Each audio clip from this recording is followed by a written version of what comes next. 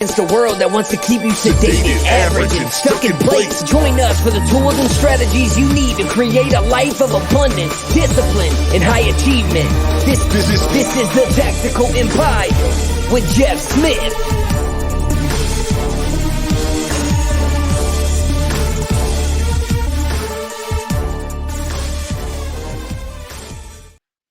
Welcome to another edition of the Tactical Empire. Guys, I am excited. Today, I have my man, Justin Kegley, on the episode.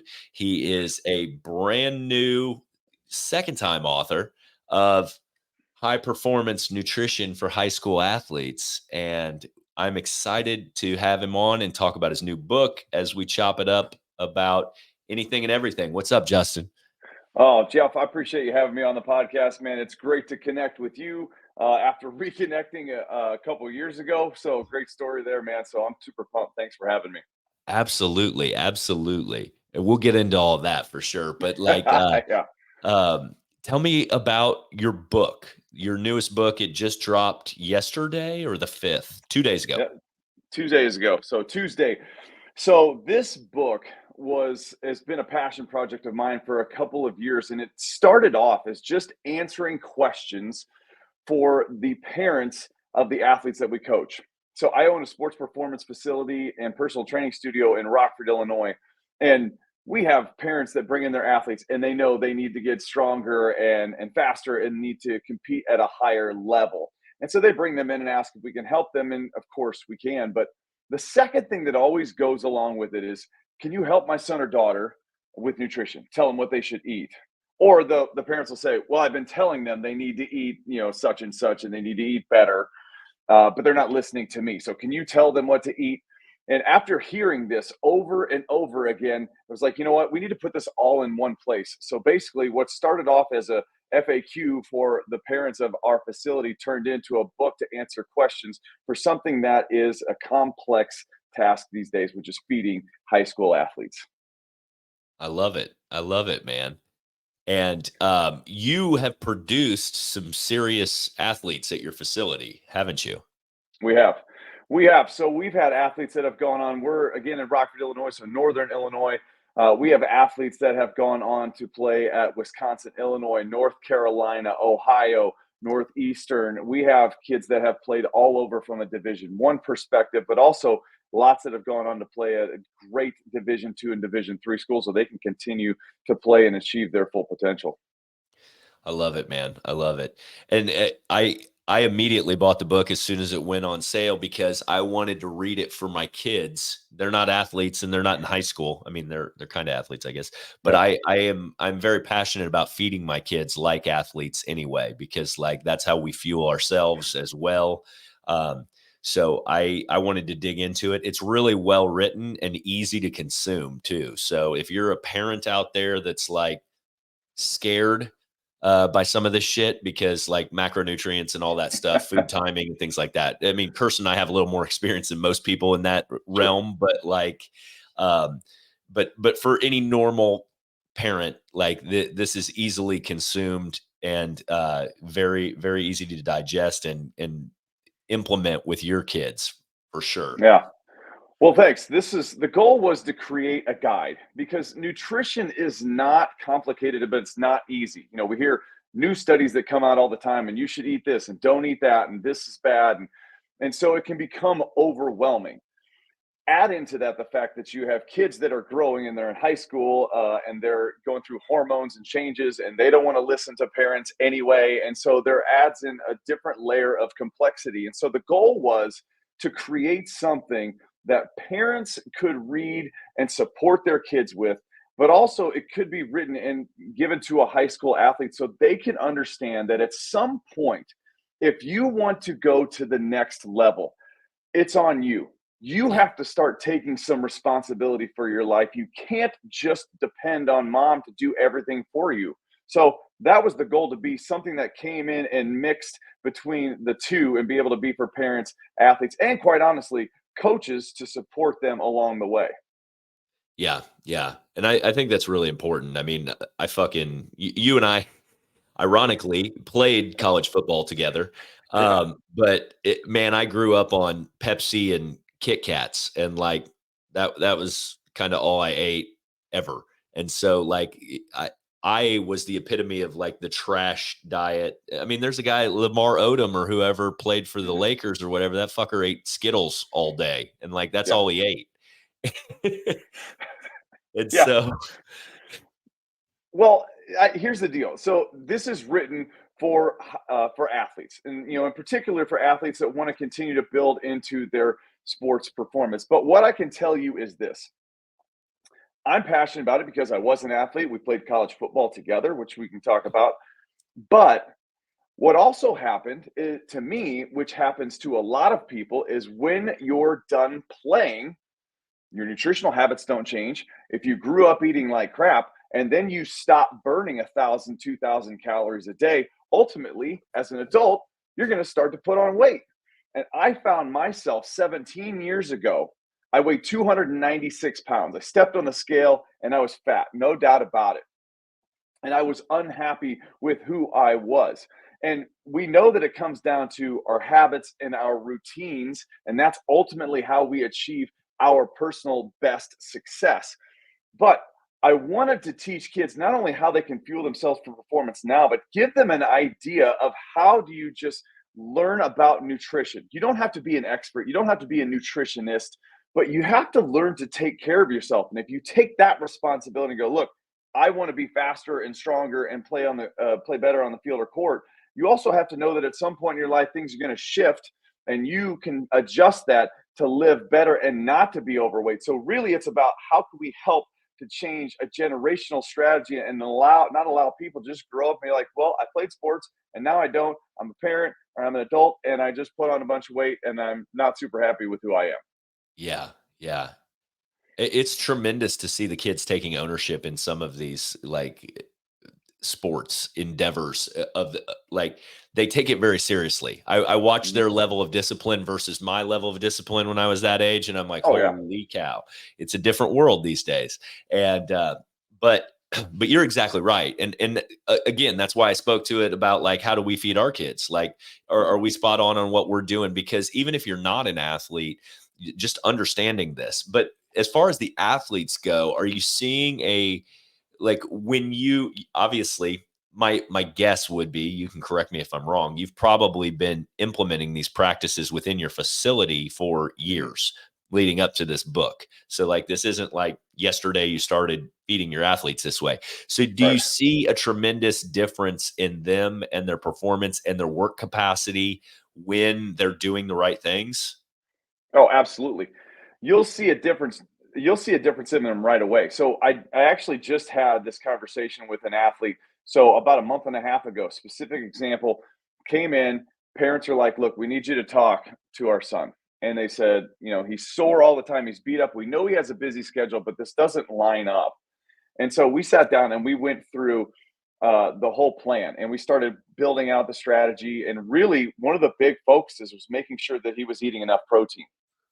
We got him on protein like a week and a half later. He's like, "Dude, I'm not sore to the level that I was before. Obviously you're sore after practice or training, Sure. but not this extended, continual sore and tired and dragging. And really, it just came from making a few adjustments and making sure that he was eating enough protein, and then also that he was, fueling himself from a carbohydrate and overall strategy perspective. But you can see what happens. Number one, they are stronger. You will see it in the gym. Yes, you can get stronger, especially if somebody's not trained up. Regardless of what they eat, they'll get stronger in the beginning, but it will plateau at some point, Yeah. and then the training becomes ineffective. So we want to help them to continue to build over time, and nutrition is how that you go from, well, I went from here to here, well, now we have to get up to this level, and that's a big part of how we do that. And it's also a big part of how we reduce the risk of injury for our athletes, which is a whole other side of Yep. sports performance. Yep. Two things I want to talk about there. You that was really perceptive of their parents, because in today's day and age, most people would just write it off as like, oh, he's got some problem like adrenal fatigue or some shit, Yeah. and they would just go medicate it, as opposed to like, and this is some advice for adults. Like if something's wrong with you or your system feels off, like it generally is the nutrients you're taking in. Or the second point I wanted to get to is most kids don't drink any water. And Right. like that is huge. Do you see that frequently in your athletes? Absolutely. This is actually how this started. So we did a unscientific survey, but we just had our kids come in and we started asking them. We had 130 kids in our program last summer, and we've run this for a few years. And we started asking them, you came in at a 9:30 session. How much water have you had today? Have you had at least 10 ounces of water? And the answer for most of them was no, right? Like you're not even having a base level of hydration to begin your day, let alone trying to perform. Add into that they're going to practices and then they're coming to us. And so they're not getting anything they needed. So, from a nutritional perspective, hydration is the first thing we address Yeah. because it's 60% of our body or more, over 70% of what makes up our brain. So, everything that we do, every cell is impacted by our hydration. So even a 1% decrease in the hydration is going to impact our performance, not only on the field or court, but mentally. So you're Yeah. not going to be able to be as sharp as you can. And it's truly the easiest thing to fix because everybody's got a Stanley or a Hydro Flask or some kind of thing, and that it's cool to have. It's great, but you have to implement that, right? You Yeah. actually have to do it. And you can't just go all day as an athlete or as an adult. You can't just go all day and then be like, oh, look, I have practice. Let me just drink some water and I'll be fine. Like that's going to eventually catch up with you. It's also creating bad habits. So the things that we do now are going to stay with us into the future. So if we can implement these strategies now, it's super simple. But we know this quote permeates throughout the book for us is what's simple to do is simple not to do. It's not in the complexity of the task. It's a matter of doing it long enough that the magic of the compound effect takes place. And that's a big part of hydration and nutrition. Having been in the fitness and nutrition space for a long time myself, in the past, do you run into kind of dogmatic belief systems from parents on this? Oh, absolutely. This is the problem of writing the Let's heat book. it up. the, the problem is they were taught something from someone, and that is what continues now. Most of the strategy that evolves around sports nutrition is like we carb load before the night of a game, so we have a bunch of pasta, or even worse, you just have a bunch of pizza, right? So you're like, well, they're kids, they can take the calories in and it's fine, or whatever, you know what I mean? Sure. And so this just continues to permeate throughout. And then again, you throw in the new scientific data that's always, some catchy headline that's coming out and you shouldn't do this or you shouldn't do that. And it just makes everything more complex. So really we're trying to start and give them the foundation that will change things and allow them to move forward into adulthood and also performance. So protein's a big one, right? Because I know for us, when we look at this, we adopt a protein first strategy, and there's three pieces that go with that. And that's number one, we think protein first in our meal planning. How do we structure our meals? We're going to have protein with rice. We're going to have eggs with blank, fill in the blank, rather than just like, oh, we're going to have some pasta and whatever.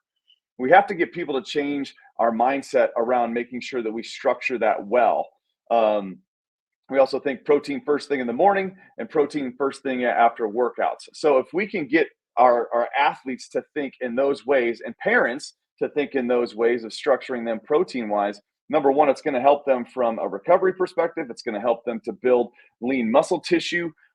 Whether they're a male and they're a football player and they want to put on a bunch of weight, protein is going to be super important. Or whether they're a female and they don't want to get super bulky, they can get strong without putting on a ton of muscle or a ton of mass. So that's a huge part of it. It also, we know now from like Dr. Gabrielle Lyon just published a book called Forever Strong, and protein is a massive part. It's the organ of longevity. It just helps us to live better. So we have to change the thought around that as well. Yeah. Yeah.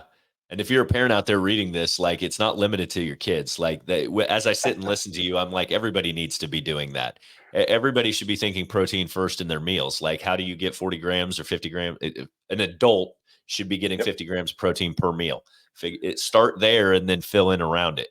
and Well, it's going to make you skinnier. It's going to make you more lean. It's going to make you feel better, have more energy, and be more satiated. So like, I mean, absolutely. these are good habits no matter who you are. So Yeah. Well, I look at this from here's the second piece. I told you, we wrote it to, to athletes and to parents. As a parent, I'm a parent of 3 kids. I have 2 teenagers and another one that'll be a teenager next year, right? So we have all this, we have all the things that are going on that most people deal with.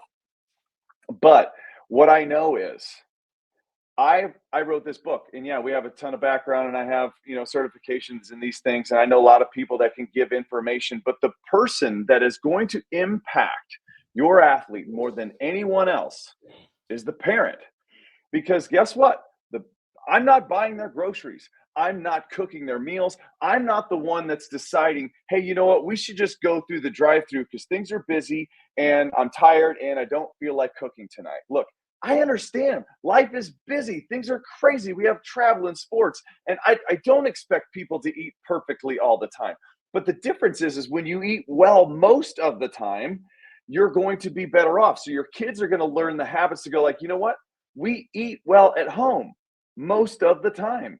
yeah, We have a pantry that's filled with good food, not a bunch of crap. We have a refrigerator that's stocked full of, fruits and vegetables and good meat and lean protein sources. Like, so if the kid's like, hey, I'm really hungry, you're like, you go have whatever you want because I know there's not a bunch of crap in my house. So just go have it. That's fine. yeah, yeah. I love that. I love that. I mean, my audience is like rarely entrepreneurs and investors and things like that, but this is impactful to anyone. And that's where I want to tie it together though, because like the lessons that you're teaching, like everyone should be implementing. And people don't focus on nutrition nearly enough. I mean, if you're interested in raising your level of performance, it starts with your hydration and your nutrition 100%.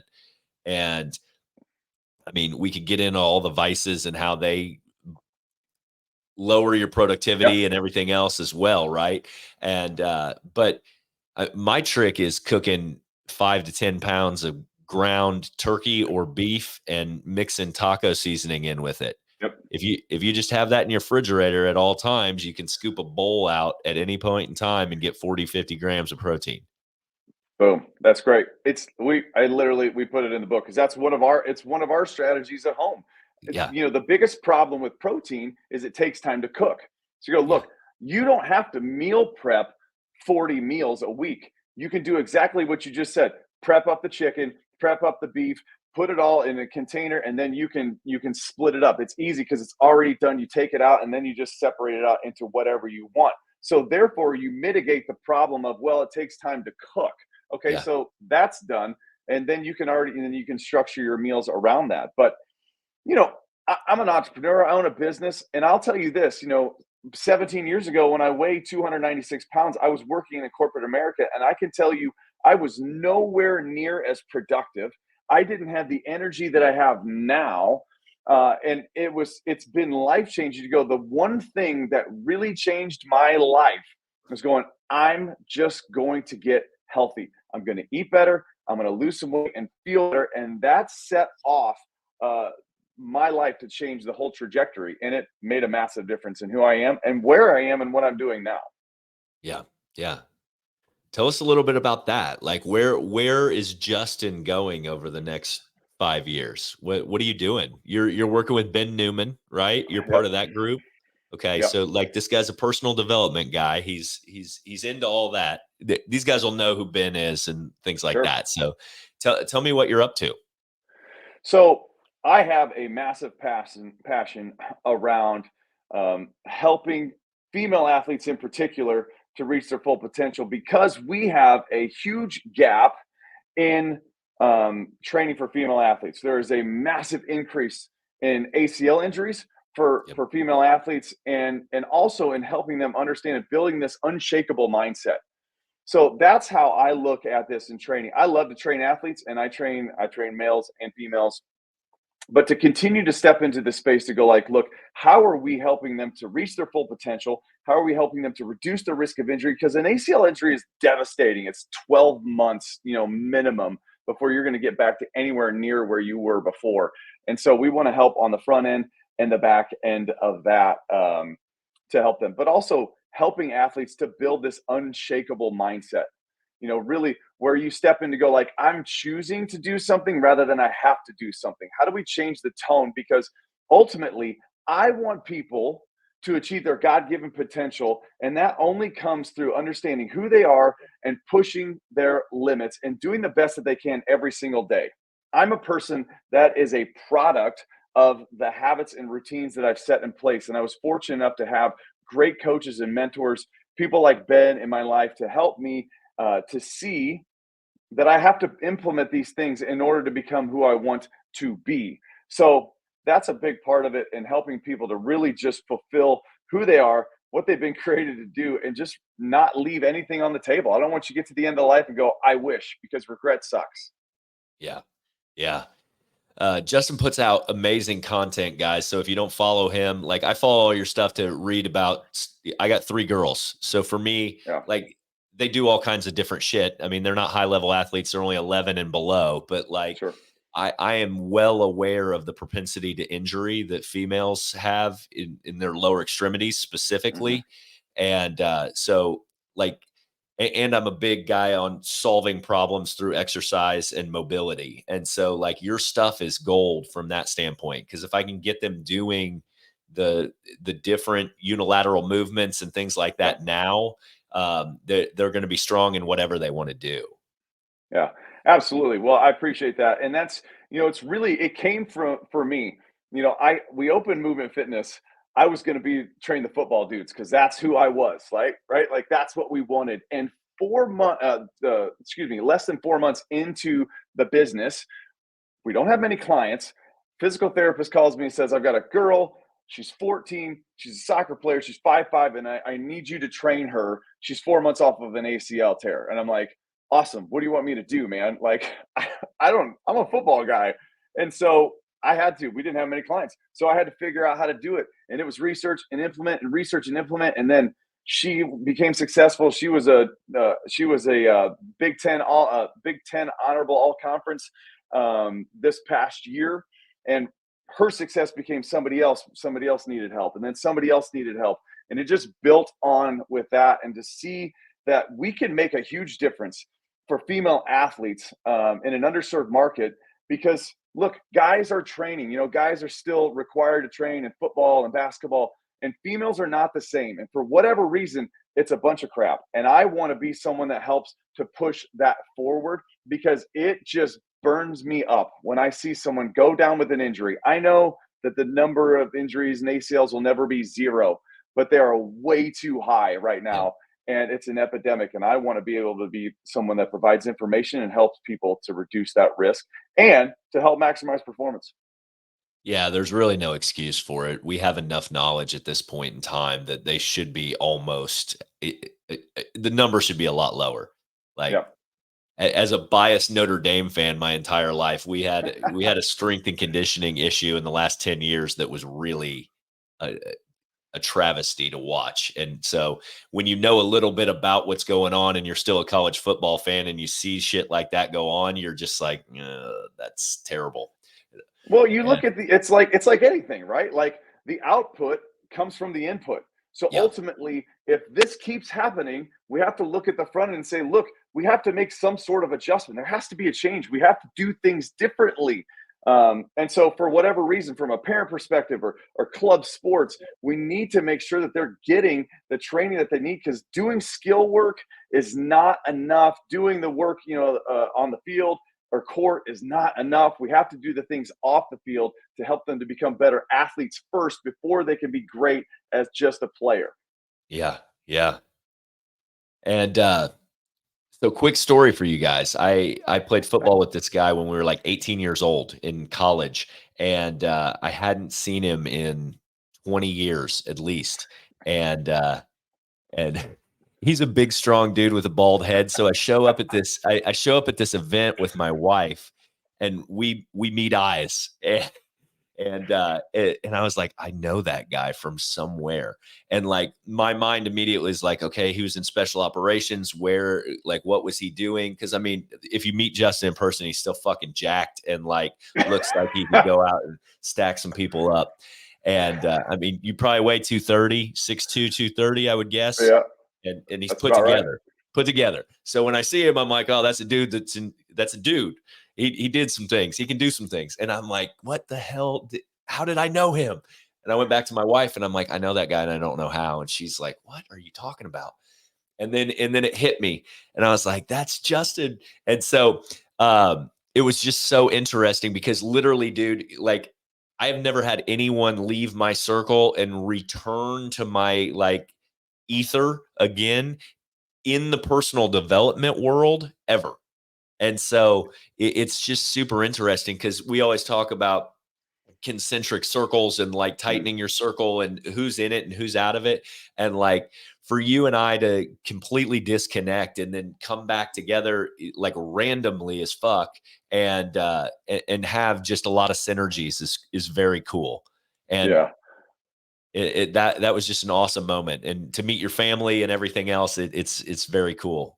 So I'm super glad to have you in my life again, man, and to reconnect with you. Yeah, man. Me too. I just look at it. We were at Monmouth College, a school of 1,100 kids, right, in a small town in Illinois. And I saw that when we were at the Growth Summit, and I'm looking over. I'm like, this guy's looking over here. Like I'm gonna get ready. Are we gonna go? Like we got a problem? I was like, I don't know what we're doing, man. But then you come over and be like, did you play football at Monmouth? I'm like, wow, what a blast from the past. But to see where you're at and where you've grown is super cool.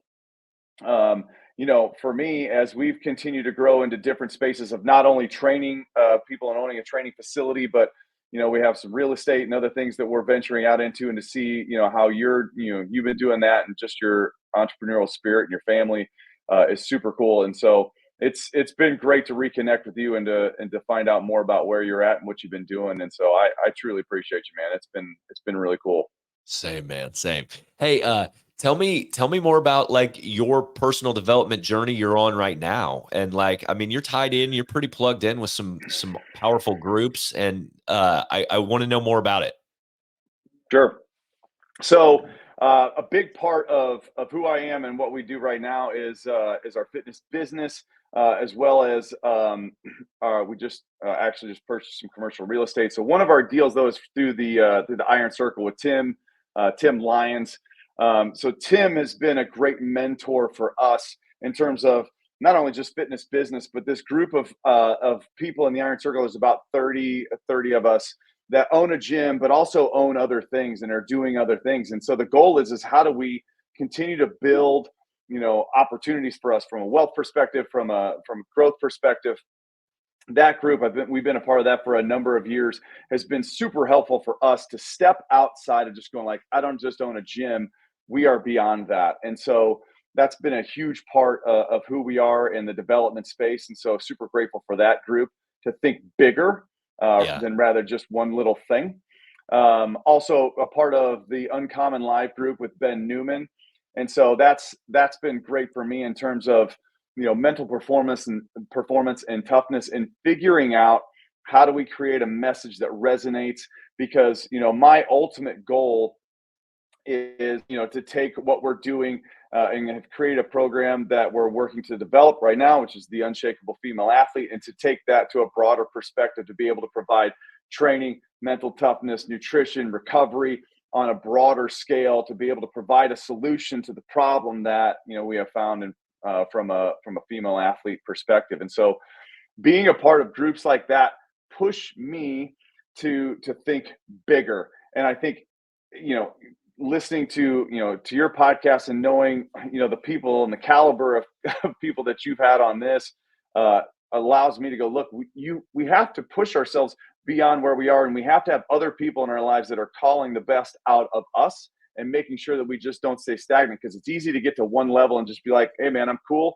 I'm here and everything's good, so let's just keep it. And that's not the way to maximize your performance and live your best life. Yeah. And that's what I love about you, is that you're always trying to grow, and you're seeking growth and expansion.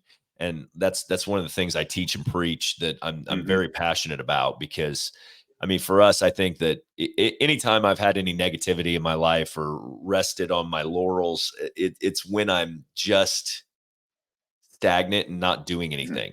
And when I'm not growing and trying to progress and stretch, and I mean, that comes with mistakes. Obviously, it comes with all the setbacks. It comes with all the stress that growth comes with. But I mean, like, that's what living is all about. Yeah. Well, and it's also learning and mastering like yourself, because it's easy to justify things. It's easy to negotiate with yourself. It's easy to put things off. It's easy, like this book, I actually wrote most of this into I finished it probably in the spring of this year, and then I kind of sat on it for a while. And I had some people that kind of were like, well, what are you doing? And so Yeah. I went to an event in October, and I left there. It was Ben Newman's boot camp. We were in Las Vegas. Had a bunch of my Iron Circle friends there, and had people from Uncommon Live, and it was a challenge. I was like, I've got to publish this book. It's got to get out. And so I literally went in and like put it all into Amazon, did the thing, and and released it based off of that. Or else I would have, probably would have sat on the shelf for a little bit longer. And so it just I think you're totally right. We've got to continue to push ourselves and find different ways to challenge ourselves. Yeah, and that comes in a lot of different forms. I mean, it comes from having people that will call you on your shit, that will Yep. push you, but it also comes from like just surrounding yourself with people that are like ahead of you, if you will. Hmm. Because you're like, okay, as long as you have the right mindset about that and you're not a scarcity thinker, like it's inspiring. For me, it's inspiring. It's always Yeah. inspiring to get around people. I don't give a shit what you've done. If you're way out ahead of me, it's inspiring to me. And it makes me want to go harder. It makes me want to go home and be like, why the fuck haven't I published that book? Oh, like, because I'm having imposter syndrome for XYZ reason, or I don't want to put it out because I don't think anyone will read it, or whatever. Like, Yep. and ultimately, none of that matters. And You're, yeah, you're right.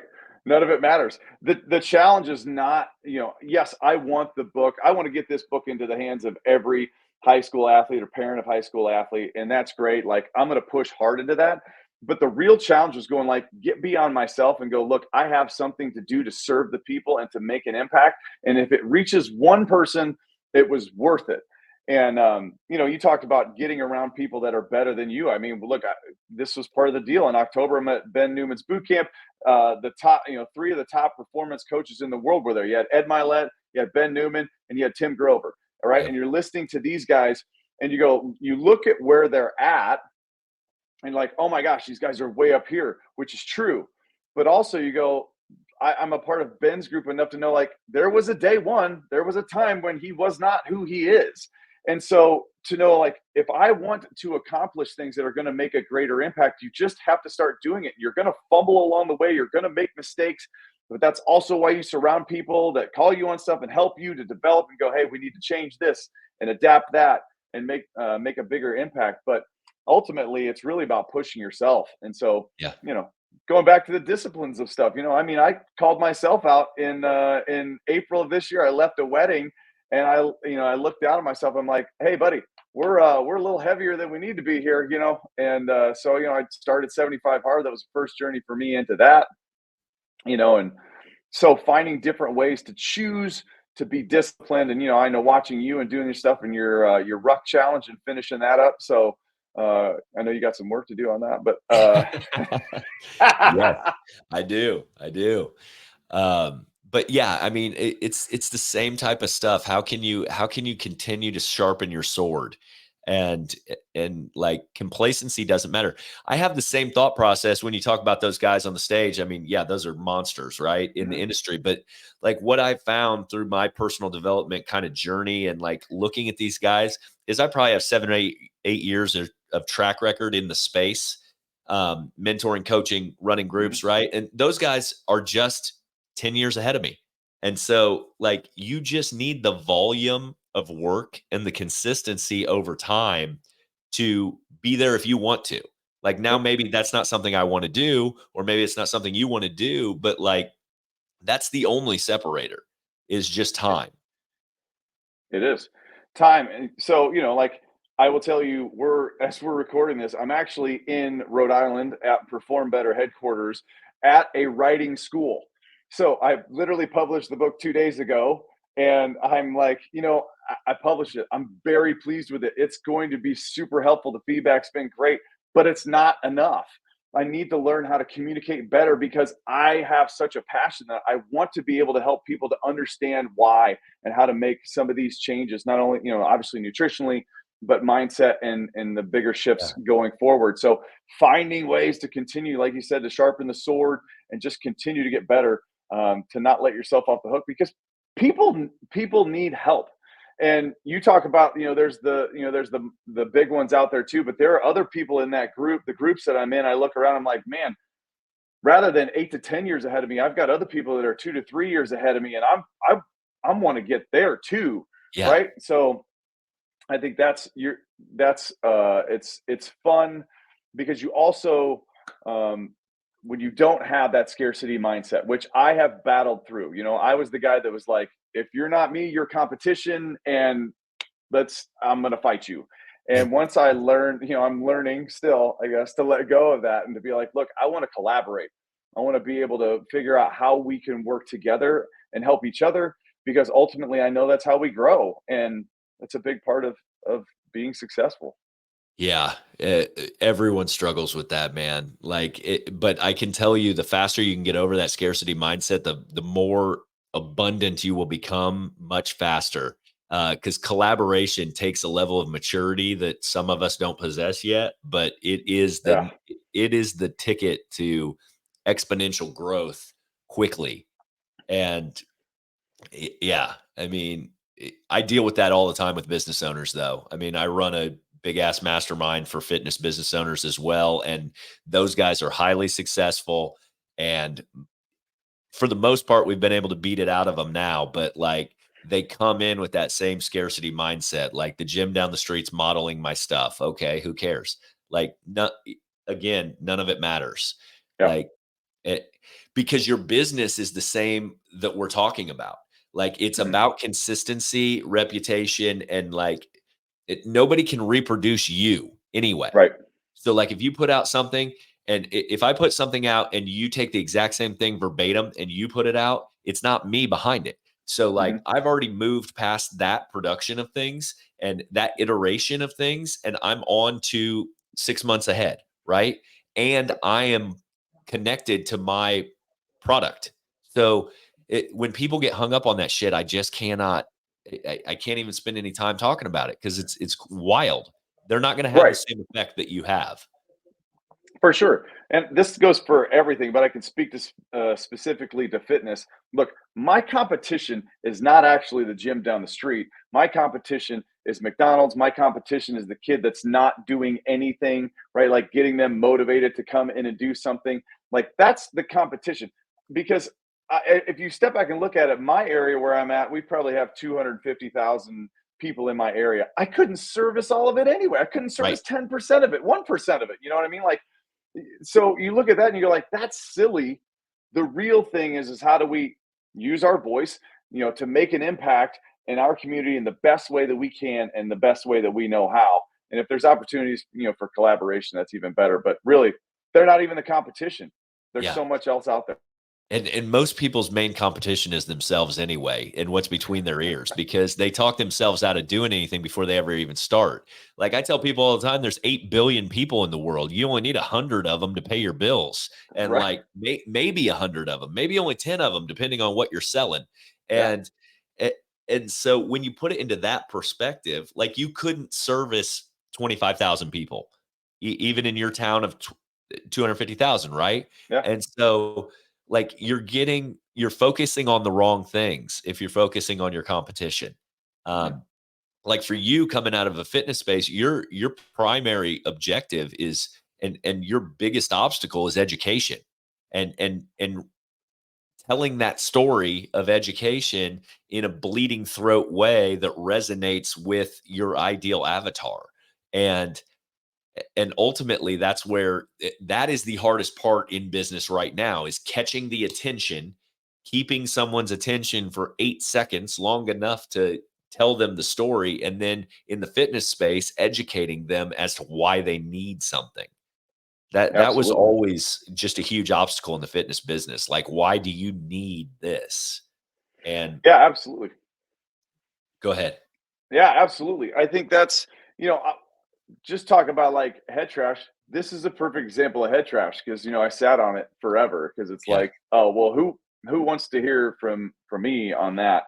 Um, but there's a lot of people that need to hear it, and so I think connecting, finding that way to connect. What's your brand? What's your story? What are you doing that's unique and different that gets people's attention rather than just fighting and telling? Let me tell you what you have to do. Like people want to be brought into a story, and Sure. so ultimately, when we look at like our content, we have to produce content that draws people in. That goes like, oh, that's it. That's the person. And even if your stuff changes, because the audience changes, you change over time, right? But invite them into the story that makes it more compelling and gives them a reason to say, you know what, I want to be engaged with this person. I want to be connected with them. And then ultimately we can service them better through the products and services that we have because we're gauging it more towards who they are rather than just, ramming something down their throat, which we think they need. Yeah. That's the biggest mistake people make. They tell their story and nobody gives a fuck about your story. Like that your story is for credibility Yep. only. And then you need to move on to all about me. All Yep. about me.